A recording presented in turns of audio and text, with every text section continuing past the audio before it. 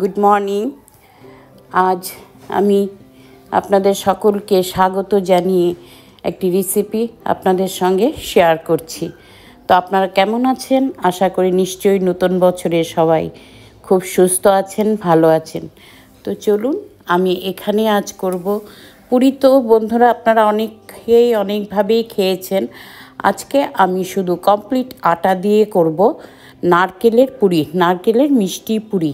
নারকেল দিয়ে অনেক রকম পিঠা, অনেক রকম রেসিপি করেছেন, তো আজকে আমি পুরিটা বানাবো নারকেলে। এখানে আমি দিয়ে দিয়েছি প্রায় 3 থেকে 3.5 চামচ হচ্ছে ড্রাই স্পুন, যেটা সেটাতে নারকেল দিয়েছি।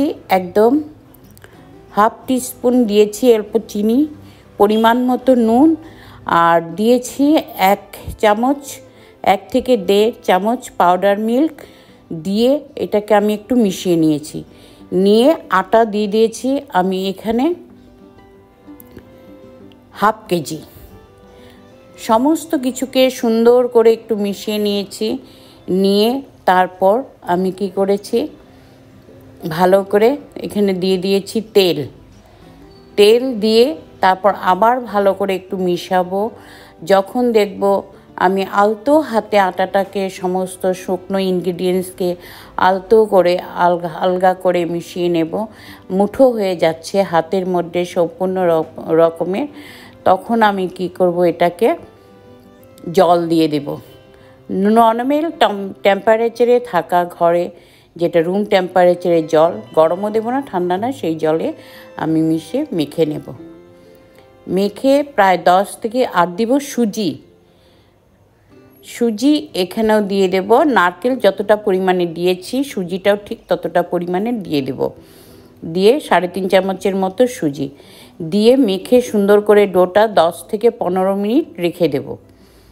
রেখে তারপর আমি আবার ফিরে আসবো। এখান থেকে লেচি কেটে আমি একটু বড় করে ভারী করে, এই পুরিটা একটু খুব বেশি পাতলা হয় না, ভারী হয়, তো সুন্দর করে আমি এটা কি করব, বেলে নেব। আমি এর মধ্যে একটা কড়াইতে সাদা তেল বসিয়ে চাপিয়ে রেখেছিলাম। তেলটা মিডিয়ামে গরম হওয়ার পরে আমি এই পুরিগুলি কি করব, গোল্ডেন ব্রাউন করে ভেজে তুলে নেব। একটা একটা করে সমস্ত পুরি ভেজে তুলে নেব।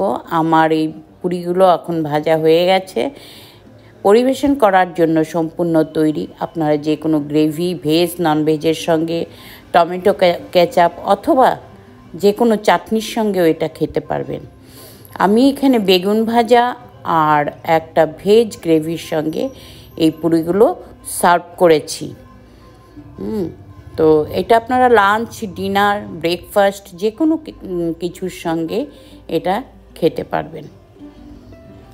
ভীষণ সুস্বাদু। একবার আপনারা এইভাবে তৈরি করে বানিয়ে খেয়ে দেখুন, আশা করি নিশ্চয়ই আপনাদের ভালো লাগবে।